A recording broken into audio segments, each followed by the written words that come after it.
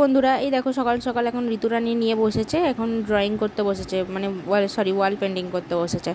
তো দেখো তোমার ডিজাইনটা কেমন লাগছে। তো ও একটু একটু করে করছিল। তো এখন দেখো ঘেমে পুরো চান হয়ে গেছে।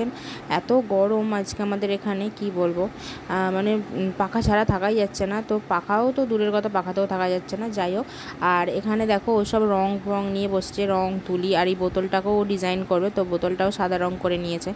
তো সাদা রং করে ওটা শুকনো হচ্ছিলো, তো সেই জন্য ওখানে এই দেওয়ালটাতে করছিল। তো প্রজাপতিটাও করছে একটু সাদা রং করে, তার উপরে একটু নকশা করে দেবে। তো তো ওইদিকে বোতলটা মোটামুটি শুকনো হয়েই গেছে, তারপরে ওটা বোতলটাও করবে। আর এইদিকে দেখো এই প্রজাপতিটা একটু এরকম করে সাদা রংটা করে নিচ্ছিল। তো তারপরে আস্তে আস্তে ও ব্লু রং দিয়ে ওটার ডিজাইনটা করে নিয়েছে, খুব কমই করেছে। আমি ভেবেছিলাম ও পুরোটাই করবে, তো ও পুরোটা করেনি, অল্প করেছে। তো কি করবে, ওর ছেলে কাঁদছিল, বিরক্ত করছিল, সেই জন্য ও করতে পারেনি। আর এই দেখো আমার ছেলের দেখো, ও আমাকে ওরকম করে দাঁড়িয়ে আর চোখে দেখছে, দেখে বলছে তোর মজা আমি দেখাচ্ছি, আমাকে বলছে কথাটা। তো যাই হোক, ফাইনাল লুকটা দেখে নাও কি সুন্দর হয়েছে। বোতলটা ভালো ডিজাইন করেছে। বসে বসে কী ওর ফ্রি টাইমে ও বসে বসে এইসবই করে।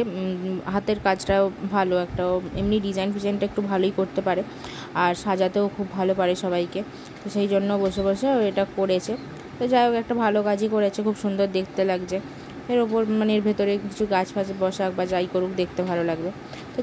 তো বোতলটা কেমন রং হয়েছে আর আমাদের দেওয়ালটা কেমন হয়েছে তোমরা অবশ্যই কমেন্টে জানিও। দেখো দেওয়ালটাও কিন্তু খুব সুন্দরই লাগছে। তো চলো আজকের ভিডিওটা এই পর্যন্তই। সবাই ভালো থাকবে, সুস্থ থাকবে, টাটা।